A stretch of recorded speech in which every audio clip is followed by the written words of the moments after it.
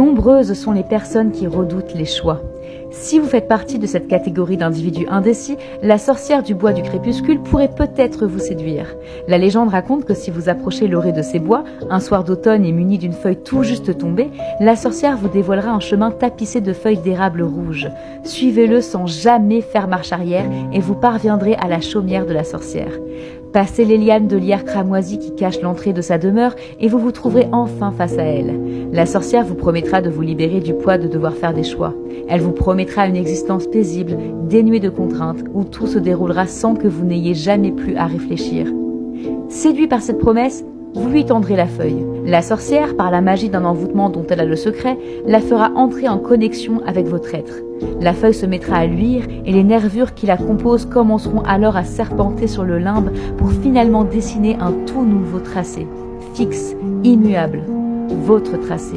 Cette feuille contiendra dorénavant les ramifications de votre destinée et il vous sera impossible de prendre des décisions différentes de celles dictées par les nervures. Et ce, dans n'importe quelle circonstance. En espérant que cette destinée choisie arbitrairement pour vous par une étrangère vous convienne, car la sorcière du bois du crépuscule laisse rarement le choix à ses clients de croiser de nouveau son chemin. Au sommet de la colline du firmament se trouvait un village isolé peuplé de sorcières. Comme dans toute civilisation, chacune était différente. Certaines étaient très grandes, si bien qu'il n'était pas rare de voir des oiseaux virevolter autour du bout de leur chapeau pointu, et d'autres avaient la peau si bleue qu'elle se confondait avec le ciel. Leur diversité ne se limitait pas à leur apparence, et chaque habitante avait sa propre spécialité. Celle de Kaelis était assez singulière. Maligne et espiègle, elle avait la tâche de divertir le village en jouant des mauvais tours aux humains qui s'approchaient d'un peu trop près. Si d'aventure vous apercevez le village de la colline du firmament, la jeune sorcière s'approcherait de vous d'un pas léger. « Félicitations !» clamerait-elle. « Peu de mortels parviennent au sommet de cette colline. Pour te prouver notre bonne foi, je suis prête à t'offrir la potion de ton choix. » Malheureusement, peu importe votre requête, Kaelis serait toujours à court d'ingrédients, et vous confierez alors la tâche d'aller les lui récolter. « Voyons, dirait-elle, il me faudrait un grain de riz taillé à la main en forme de trèfle, une feuille de chêne ayant poussé sur un hêtre, et de la neige d'été tout juste tombée. » Inutile de préciser que les mortels abandonnent vite la tâche sous les éclats de rire du village. Mais sachez que si par hasard vous réussissez à relever ce défi, Kaelis tiendrait sa parole et pour vous récompenser d'avoir réussi l'impossible, elle vous ferait alors cadeau d'une potion incroyable qui vous garantirait succès et réussite. Enfin, c'est ce qu'elle m'a dit, parce que cette potion a tout de même drôlement le goût du sirop à la violette. Saviez-vous que les sorcières n'avaient pas toujours aimé les baguettes magiques ? Il y a fort longtemps, alors que les sorcières apprenaient encore tout juste à canaliser les énergies magiques, les baguettes n'étaient pas très populaires. Trop simples d'utilisation, toute sorcière digne de ce nom préférait les potions qui demandaient patience et délicatesse, ou bien les incantations qui ne pouvaient être maîtrisées que par celles qui possédaient le plus beau phrasé. Les baguettes étaient alors réservées aux sorcières peu adroites, sans ambition et, disons-le franchement, un peu simplettes. Jusqu'au jour où Miss Poudre aux yeux intervint. Miss Poudre aux yeux était une de ces sorcières qui avaient la malchance d'être une porteuse de baguettes. Elle avait été jalouse un temps des incroyables capacités de ses congénères. Puis cette jalousie s'était transformée en un sentiment d'injustice. Et comme chacun le sait, c'est souvent de l'injustice que naissent les idées les plus révolutionnaires. Miss Poudre aux yeux décida alors de réinventer la baguette. Fini le banal petit bout de bois aussi clinquant qu'une vieille branche d'arbre. Elle se mit à fabriquer ses propres baguettes, de toutes les couleurs, de toutes les formes, de tous les matériaux. Elle savait que les sorcières, en particulier celles qui n'utilisaient pas de baguette, portaient beaucoup d'importance au paraître. Lorsque cette élite vit les pauvres porteuses de baguettes se pavaner tout aussi fièrement qu'elles avec leurs bels accessoires, elles voulurent très vite se le procurer à leur tour. Elles se l'arrachèrent, le pillèrent même aux porteuses de baguettes qui, incapables de pratiquer la magie, finirent par disparaître. Aujourd'hui, il n'existe pas une sorcière qui ne possède pas de baguette, et bien que rares sont celles qui se souviennent des origines de l'accessoire, elles sont toutes d'accord pour dire que c'est un objet inutile, certes, mais capable de vendre de la jolie poudre aux yeux. Connaissez-vous bien la petite voix dans votre tête, celle que le commun des mortels appelle conscience et qui vient vous murmurer des conseils dans les moments de doute les plus intenses? Chez les sorcières, cette petite voix a une grande importance. Étant bien plus puissante que les mortels, un mauvais discernement du bien et du mal pourrait être rapidement catastrophique. C'est pourquoi, dès l'apparition de leur pouvoir, vers l'âge de 5 ans, chaque sorcière se voit confier un vieux chapeau pointu. Plus le chapeau est ancien, plus il est à même de partager sa sagesse avec sa nouvelle propriétaire. Car, voyez-vous, ces chapeaux ont la capacité d'emmagasiner avec eux les souvenirs de chaque tête qui les a portés et d'apprendre ainsi des erreurs du passé. D'ailleurs, il est connu que toute sorcière ayant mal tourné avait en sa possession un chapeau trop récent pour bien la conseiller. Personne ne sait vraiment d'où viennent ces chapeaux, ni comment ils sont fabriqués, et encore moins comment ils parviennent à communiquer avec leur porteuse. Et à vrai dire, peu de sorcières s'en soucient. Les chapeaux sont bons, pourquoi chercher plus loin? Et pourtant, si seulement elles prenaient la peine de tendre l'oreille, la nuit, tête nue, bien blotties au fond de leur lit, elles pourraient vaguement entendre leurs chapeaux leur susurrer des mots, des idées peut-être, qu'ils essayent de faire pénétrer dans l'esprit des sorcières pour ainsi, un jour, tout à fait prendre le contrôle de leur esprit. D'apparence, le village de Mortevigne était tout à fait normal. Des petites maisons aux toits orangés, des allées fleuries d'où s'élevaient des odeurs de lavande et de romarin, et des habitants lassés par le quotidien. La seule singularité de Mortevigne était sa place centrale, ou plutôt ce qui s'y trouvait. Une plante gigantesque, aussi haute qu'un peuplier et aussi épaisse qu'un chêne. La légende racontait qu'une sorcière l'avait plantée là il y avait des siècles de cela, en guise de remerciement pour les habitants qui l'avaient hébergée par une nuit de tempête. Car la plante n'était pas uniquement une belle curiosité scientifique, non. Ses énormes feuilles avaient aussi la capacité d'apaiser quiconque se trouvait en dessous. Elles offraient un abri, un havre de paix. On pourrait alors croire que les habitants de Mortevigne passeraient leur temps à faire la sieste à l'ombre de ces feuilles. Pourtant, peu étaient ceux qui s'y aventuraient plus de quelques minutes. Ils faisaient à peine quelques pas sous la plante, le temps de se ressourcer et de retrouver la motivation pour le reste de la journée. Mais de temps en temps, un touriste ayant eu vent des propriétés de la plante venait se prêter à l'expérience. Il s'allongeait, dans l'herbe fraîche, sous les feuilles.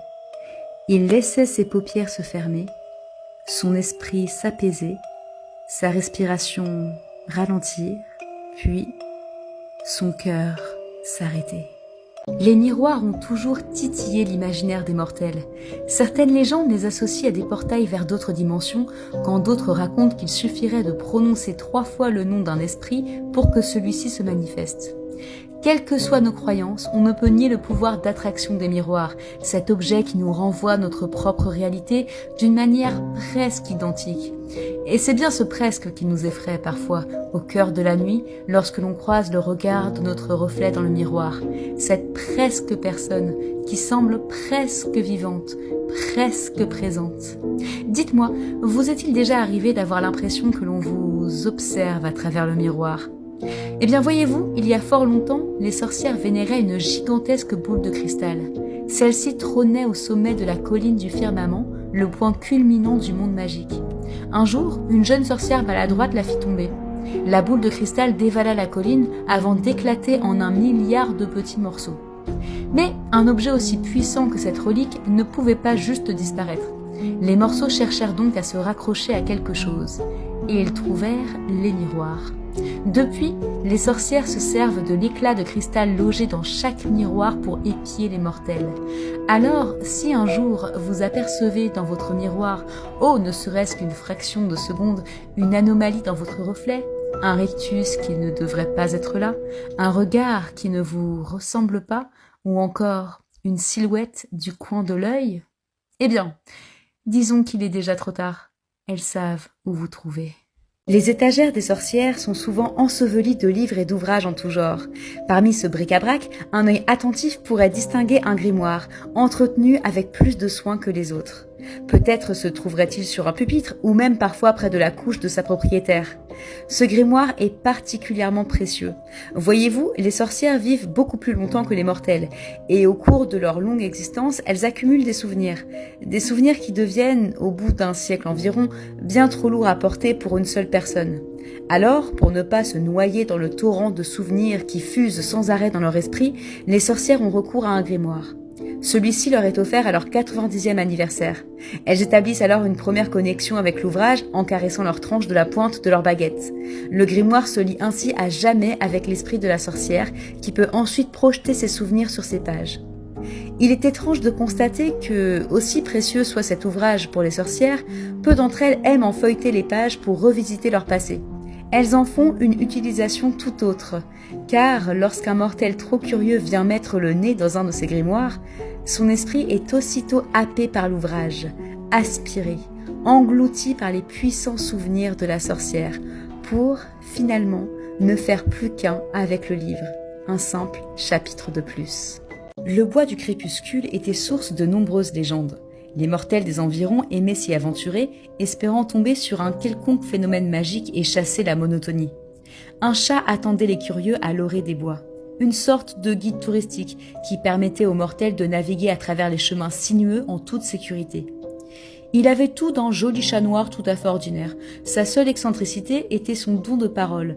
Et si son ton était toujours le même, hautain et sarcastique, sa voix, en revanche, changeait régulièrement. Aucun mortel n'en connaissait la raison. La plupart ne s'y intéressaient pas. Les pauvres. Comme beaucoup d'animaux de son espèce, le chat était un individu très fier. Il ne se déplaçait pas pour rien et réclamait des mortels une compensation pour ses services. Pas une simple friandise, ni une gratouille affectueuse. Le chat était bien au-dessus de ses futilités. Non, ce qu'il demandait, enfin, exigeait, c'était un objet précieux, le plus précieux que le mortel ait en sa possession. Il le valait bien après tout, il était le chat du bois du crépuscule.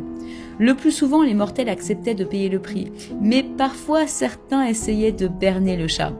Celui-ci, évidemment, n'était pas dupe. Il acceptait alors le présent, feignant d'être reconnaissant. Il observait les mortels s'éloigner de quelques pas, juste assez pour leur donner l'impression d'avoir été plus malin que lui, puis d'un simple miaulement, il les changeait en souris avant de les croquer goulûment. Disparus en une fraction de seconde de la surface de la terre, seule persistait leur voix, logée dans la gorge du chat. Ne regardez jamais une sorcière dans les yeux, jamais. Leurs yeux renferment de trop lourds secrets, si puissants qu'un seul regard vous serait fatal. Vous seriez changé en pierre, figé dans le granit à jamais, mais toujours complètement conscient. Imaginez une éternité prisonnier de votre propre corps, voulant crier à l'aide sans jamais pouvoir le faire. Vous n'auriez même pas le luxe de rester seul avec vos pensées car votre esprit serait marqué par l'œil de la sorcière. Vous ne seriez plus capable de voir quoi que ce soit d'autre, d'imaginer quoi que ce soit d'autre que cet œil vide, fixe, qui continuerait de vous épier dans votre tête. Vous le sentiriez vivre en vous, vous sentiriez son regard pénétrant et indésirable sans pouvoir le chasser, et vous n'auriez plus qu'une envie, que la folie vous consume pour mettre enfin fin à votre enfer. Ne regardez jamais une sorcière dans les yeux. Si j'en crois mes recherches, il n'existe pas de moyen de vaincre une sorcière. Leur magie surpasse de beaucoup les compétences des mortels et leur seul véritable ennemi n'est autre que le temps. Il est bien sûr possible d'endommager l'enveloppe physique d'une sorcière, décapitez-la, poignardez-la en plein cœur, et son corps, comme celui de tout mortel, cessera de fonctionner. Mais les sorcières, plus que n'importe quelle autre créature, maîtrisent la magie des âmes, un vieil héritage de la déesse Hécate.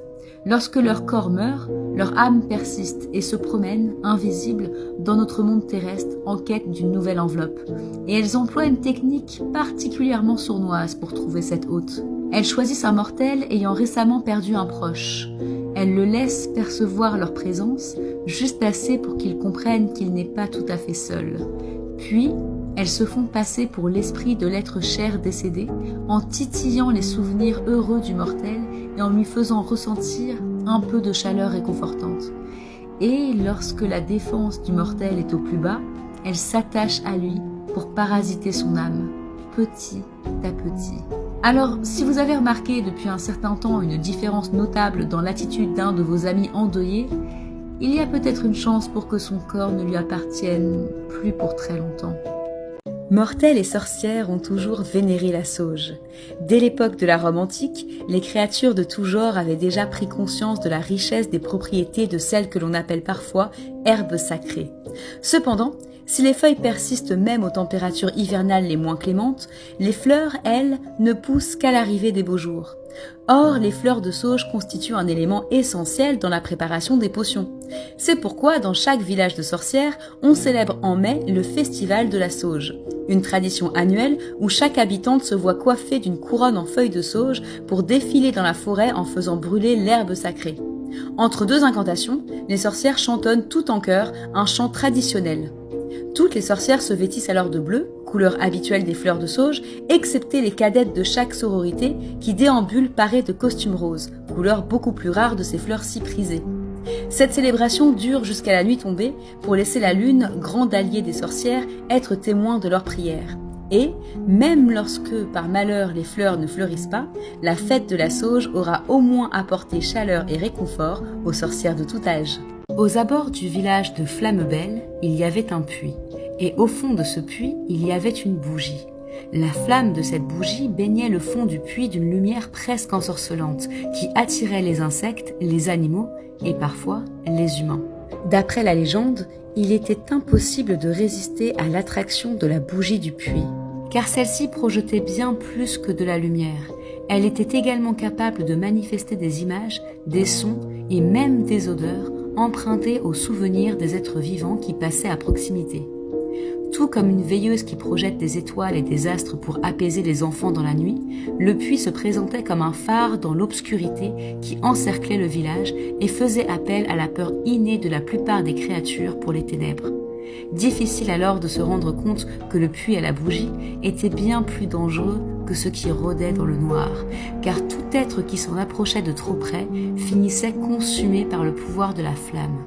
La bougie s'emparait alors de l'âme de la pauvre créature pour nourrir le prochain souvenir qu'elle diffuserait pour attirer d'autres victimes. De toutes les espèces de sorcières, celles qui possèdent le don de voyance sont très probablement les plus discrètes. Elles se manifestent seulement aux mortels ayant perdu leur chemin, désorientés, qui errent dans la vie sans aucun but précis. Si vous vous reconnaissez dans ce portrait, imaginez. À travers un brouillard épais, leur demeure se dévoile lentement devant vos yeux. La porte s'ouvre, vous invitant gentiment à entrer. Là, vous découvrez la cuisine, où s'empilent casseroles, assiettes, plantes aromatiques et couverts en bois dans un joyeux bric-à-brac sur les étagères. Une odeur de feuilles d'arbres humides se mêle à celle des brins de lavande séchés placés en haut de la cheminée. Il n'y a personne. La sorcière voyante ne se montre jamais. Sur la table à manger se trouvent 3 tasses de thé. La première, une petite tasse au motif ancien, contient une infusion de feuilles de menthe. Cette boisson aux saveurs d'enfance qui vous rappelle, peut-être, l'infusion que vous préparait votre grand-mère lors de soirées d'été. Elle a le pouvoir de faire voir un souvenir du passé. La seconde tasse, sobre, blanche, contient du thé noir, cette variété que l'on apprécie consommer le matin pour bien se réveiller et se rattacher à la réalité. Ce thé a la capacité de vous montrer à l'instant présent la personne de votre choix. Enfin, la dernière tasse, faite d'un étrange matériau qui n'appartient pas encore à notre temps, contient une variété de thé aux saveurs diverses, telles les opportunités que vous offrira l'avenir. Ce thé, vous l'aurez deviné, peut dévoiler un élément de votre futur. À vous alors de choisir. La première tasse pour apprendre de votre passé, la seconde pour vous assurer de la fiabilité d'un être aimé, ou la dernière pour mieux anticiper l'avenir. Alors, quelle est votre tasse de thé ? Imaginez d'avoir la possibilité de devenir la meilleure version de vous-même, d'incarner enfin ce symbole de réussite que vous vous êtes toujours imaginé, d'avoir la beauté, la silhouette, le corps dont vous avez toujours rêvé. Il existe une potion qui peut accomplir cet exploit, une seule, en un seul exemplaire. Cette potion, bien gardée au cœur de la forteresse de Chelles par un représentant de chaque créature existante, n'est en vérité pas particulièrement difficile à concocter. N'importe quelle sorcière, aussi novice soit-elle, pourrait la réussir. Mais alors, pourquoi est-elle si rare ? Eh bien, voyez-vous, cette potion miraculeuse contient un ingrédient rarissime, de la poussière d'étoile mauve. La poussière d'étoile est déjà assez rare, mais la poussière d'étoile mauve, il n'en tombe même pas une fois par millénaire, et en si faible quantité qu'elle ne peut être utilisée que pour une seule dose de potion. Mais alors, cette potion si rare peut-elle être consommée ? Eh bien, techniquement, oui, mais vous savez, lorsque l'on tient autant à quelque chose, il est très difficile de s'en détacher, et les créatures de ce monde n'arrivent tout simplement pas à se résoudre à utiliser cette potion. Elle n'est pas réservée à un ou une élue qui tomberait du ciel, ni à une personnalité importante ou royale. À se demander pourquoi avoir gâché un tel ingrédient, étant donné que la potion n'est plus qu'une pièce de musée. Alors la potion reste dans la forteresse de Chelles, à attendre qu'un être, une personne, peut-être, qui ignore tout de cette légende ou pour qui elle n'a que peu d'importance, décide de la boire. Écoutez-moi bien, c'est très important. Si par hasard, un jour, en vous promenant dans les bois du crépuscule, vous aperceviez un balai en lévitation au-dessus du sol, surtout, ne l'approchez pas. Comme mes rapports vous l'ont sûrement appris, ces bois enchantés renferment de nombreux mystères, et l'un des plus obscurs concerne un balai. Un simple balai aux manches fins, fait en bois d'acajou. À son extrémité, une touffe de brindilles sèches, aussi ébouriffée que la chevelure d'une sorcière. D'après certains témoignages, ce balai aurait été vu en train de flotter à quelques centimètres au-dessus du sol dans la clairière aux coquelicots au plus profond des bois. Oh, vu comme ça, il paraît bien inoffensif, à léviter avec douceur au-dessus des jolies fleurs rouges et éclairé par les rayons du soleil qui percent à travers les feuilles de chêne orangées. Difficile pour n'importe qui de résister à l'envie de l'enfourcher. Et pourtant, à peine auriez-vous effleuré le balai que celui-ci décollerait en un éclair pour vous emporter au loin. Personne ne sait ce que deviennent les êtres qui ont osé monter sur ce balai. Mais si vous demandiez à une sorcière voyante où ils se trouvent, elle vous répondrait qu'ils ne sont tout simplement plus de la surface de la terre. Les sorcières au quotidien sont des femmes très coquettes et toutes portent un sac à main pour ranger leurs baguettes, leurs potions, leurs formules, leurs lotions anti-pustules, leurs grimoires poussiéreux, leurs fards pour les yeux, 2 ou 3 vilains rats et autant de tubes de mascara, des ingrédients maudits et leur rouge à lèvres aussi. Oui, les sorcières prennent soin d'elles, mais même si elles aiment se faire belles, ne vous laissez pas amadouer, car sous leur visage poudré se cache, bien souvent, un immense danger. Vous êtes-vous déjà demandé quelle magie se cache derrière les cartes de tarot ? Eh bien, les sorcières voyantes ont la capacité très spéciale de se rendre invisibles aux yeux des mortels. Elles avaient compris au fil des siècles à quel point il était essentiel dans leur profession d'apprendre à cerner les attentes et les tourments de ces pauvres créatures. Et quelle meilleure approche que de les épier à leur insu pour analyser chaque parcelle de leur être. Si elles se contentent en général d'observer de loin, sans entrer en contact avec eux, il arrive parfois qu'un mortel intrigue tout particulièrement une sorcière voyante et qu'elle souhaite utiliser son âme, comment dirait-on, à des fins personnelles. La sorcière voyante s'approche alors de sa cible et pose sa main sur son torse pour atteindre son âme. En un battement de cœur, l'âme de la victime se tord, se contorsionne, se recroqueville pour enfin prendre la forme d'une carte de tarot que la sorcière n'a plus qu'à saisir. En fonction de l'âme du pauvre mortel, la carte devient celle de l'amoureux, du fou ou du pendu. Mais les âmes ne meurent jamais. Elles cherchent toujours un moyen d'entrer en connexion avec une autre âme. Alors, lorsqu'un mortel égaré vient demander une séance à la sorcière voyante, il suffit aux âmes des cartes de vibrer avec celle du curieux. Elles lui prédisent alors son avenir avec une exactitude terrifiante. Si d'aventure vous aviez la malchance de rencontrer la sorcière sérénissime, la première chose que vous remarqueriez chez elle, c'est bien sa robe. Cette impressionnante enchanteresse, à la fois crainte et respectée par ses sujettes, est connue pour sa longue robe rouge, d'où émanent des volupes de fumée sombre qui lui donnent l'impression de sortir constamment des ténèbres. Des étincelles jaillissent sous ses pieds, à chacun de ses pas, si bien que les créatures de ce monde ont appris à craindre le bruit du crépitement du feu. Son ombre elle-même semble frémir devant elle. La sorcière sérénissime n'a pas besoin d'incantations, de baguettes ou de potions.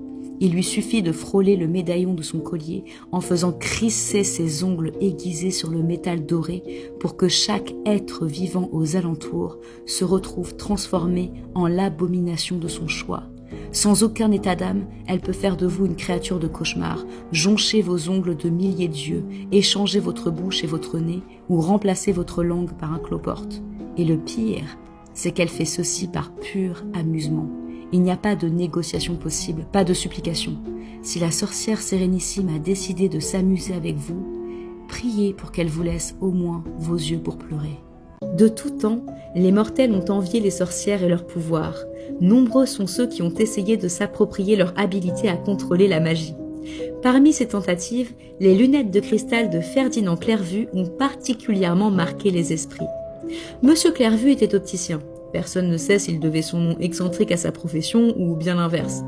Comme beaucoup de mortels, il admirait les sorcières et rêvait un jour d'acquérir quelques-uns de leurs dons.